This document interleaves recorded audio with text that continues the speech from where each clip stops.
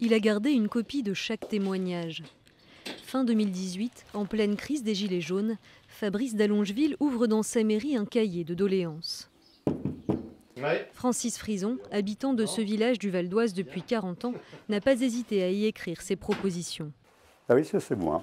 Alors, j'ai fait en 3 parties. Les institutions, les inégalités et l'Union européenne. Sur les inégalités, j'avais dit économique et sociale, les problèmes d'échelle de salaire, plafonner la rémunération des responsables d'entreprise à un niveau raisonnable. À l'époque, 10 000 mairies avaient ouvert leurs portes pour recueillir par écrit les revendications des citoyens et tenter de canaliser une colère qui s'exprimait jusque-là dans la rue. C'est une occasion totalement exceptionnelle de pouvoir exprimer directement, avec l'idée que ces expressions vont être prises en compte, en tout cas au moins lues par les responsables politiques du pays. Donc il était absolument hors de question de ne pas saisir cette occasion. Voilà. Sur les 500 habitants d'Auger-Saint-Vincent, 12 sont venus noircir les pages du cahier de doléances. Certains ont longuement préparé des contributions de plusieurs pages. Donc je pense que d'une certaine manière, les gens ont réfléchi. Et qu'on soit pour ou contre le mouvement des Gilets jaunes, finalement, ce qui reste derrière, c'est un pays qui fait de la politique, qui voit bien, qui identifie bien là où il y a des difficultés, qui a des idées. Et c'est, oui, à partir du moment où vous avez des revendications des habitants ou des citoyens, ça participe à la gouvernance locale, quoi. Ça paraît assez évident. Ne pas les respecter, ça ne sert à rien de mettre en place la possibilité d'écrire et de coucher sur le papier des doléances si c'est pour ne pas tenir compte, quoi. Là, c'est de la pure démagogie, voire du populisme, en fait. Pure démagogie ou exercice inédit de démocratie participative. 2 ans plus tard, les fameux cahiers de doléances remplis par les Français sont désormais conservés dans les archives départementales, comme ici en Seine-et-Marne. Je peux prendre un registre pour la commune, par exemple, de Boissy-la-Bertrand. Mes souhaits pour l'Europe.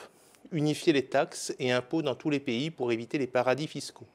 Taxer les GAFAM. 250 cahiers venus des 500 communes du département sont conservés dans une quinzaine de boîtes, théoriquement accessibles à tous, mais que personne n'est jamais venu consulter. Je ne suis pas certain non plus que le grand public ait connaissance que ces documents se trouvent aux archives départementales. Bien entendu, une certaine communication a été assurée en 2019 sur le sujet. Ces documents sont des trésors inestimables pour comprendre la motivation des citoyens, leur colère, leurs propositions, le sens qu'ils souhaitent donner à la vie publique.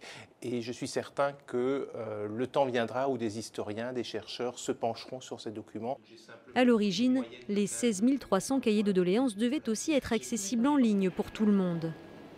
Ils ont bien été numérisés et stockés ici, à la Bibliothèque nationale de France. Mais seuls les chercheurs peuvent les consulter, car les témoignages n'ont pas été anonymisés.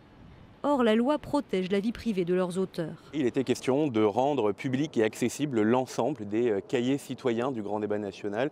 Et bien, plus de 3 ans après, la promesse n'est pas tenue et ces cahiers ne sont pas disponibles en ligne. La conséquence à court terme, c'est que ça peut nourrir en fait ceux qui étaient censés combattre le grand débat national, c'est-à-dire la défiance envers le personnel politique. C'est-à-dire que vous ne pouvez pas dire aux gens qui viennent participer à ce type d'opération de démocratie participative et ne pas aller au bout de vos engagements au risque de créer plus de défiance que c'était censé en résoudre. Le collectif Rendez les doléances milite désormais depuis 2 ans pour que le gouvernement lance enfin le travail d'anonymisation des cahiers de doléances et les rende accessibles en ligne pour tous les citoyens.